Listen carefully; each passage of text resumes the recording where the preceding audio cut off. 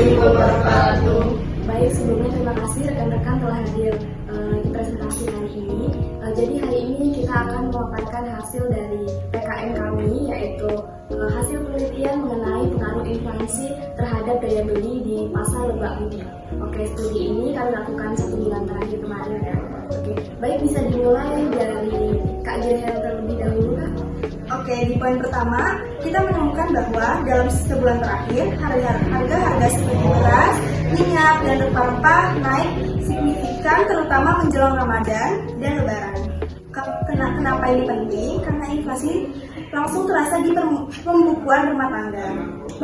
Pembeli merasakan tekanan karena pengeluaran naik sementara. Pendapatan tidak berubah drastis, lonjakan ini menjadi beban utama bagi daya beli masyarakat. Oke, baik, selanjutnya dilanjutkan oleh Kak Andri, silakan Kak. Baik, untuk poin yang kedua yaitu tentang konsumen beralih ke produk lebih murah. Respon konsumen terhadap kenaikan ini sangat menarik. Banyak dari mereka mulai mengganti merek ke produk yang lebih murah, yang kualitasnya masih bisa diterima. Namun, ada sisi lain untuk usaha kuliner yang bergantung pada kepercayaan pelanggan. Banyak yang tetap menggunakan bahan lama meski mahal, agar rasa tetap konsisten. Ini menunjukkan adanya trade-off antara harga dan reputasi usaha. Oke, baik, terima kasih Kak. Oke, dilanjutkan oleh Kak Dito. Berikutnya kami lihat pola pendapatan pedagang. Saat Ramadan dan Lebaran, permintaan melonjak, pendapatan mereka pun ikut naik drastis. Namun begitu musim itu lewat, penjualan turun signifikan. Ini menandakan bahwa pendapatan pedagang sangat bergantung pada momentum musiman atau istilah pendapatan tidak stabil. Oke, dilanjutkan oleh Kak Fanani, silakan Pak. Baik, slide selanjutnya, strategi bertahan, inovasi, dan efisiensi. Dan bagaimana para pedagang bertahan, ada dua pendekatan menarik. Inovasi produk, misalnya kerupuk yang kurang diminati diolah lagi jadi kerupuk siap makan dalam kemasan, hasilnya cukup sukses dan memikat konsumen. Efisiensi konsumen, mereka mulai membeli dalam jumlah kecil, mencari promo, atau menunda belanja barang non prioritas. Gabungan strategi kreatif dari pedagang dan strategi efisiensi dari konsumen menunjukkan adaptasi yang kuat di tengah inflasi.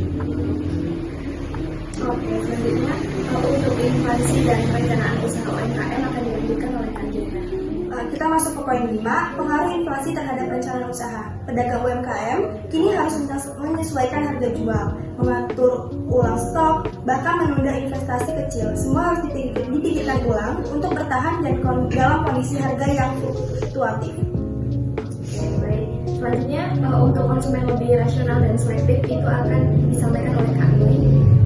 Dan terakhir, apakah konsumen berhenti membeli? Tentu tidak, mereka menjadi lebih rasional dan selektif.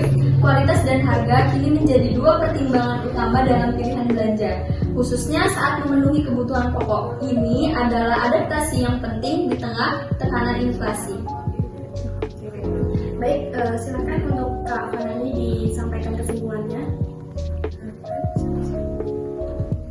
Kesimpulannya, inflasi telah menggerak harga barang pokok, menekan daya beli masyarakat. Konsumen beralih ke produk lebih murah, tapi sektor kuliner penting tetap memakai barang lama. Pedagang bergantung sekali pada musim, stabilitas usaha menjadi tantangan. Inovasi produk dan strategi efisiensi adalah kunci adaptasi. Perencanaan usaha jadi berubah-ubah, konsumen jadi lebih efektif.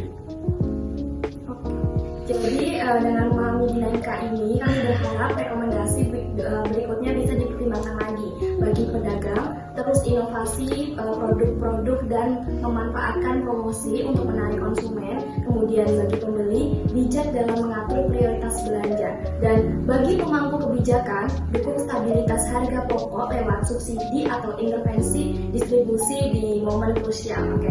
Terima kasih atas perhatiannya. Terima kasih untuk semuanya yang telah hadir pada presentasi hari ini. Oke, saya akhiri. Wassalamualaikum warahmatullahi wabarakatuh. Waalaikumsalam warahmatullahi wabarakatuh.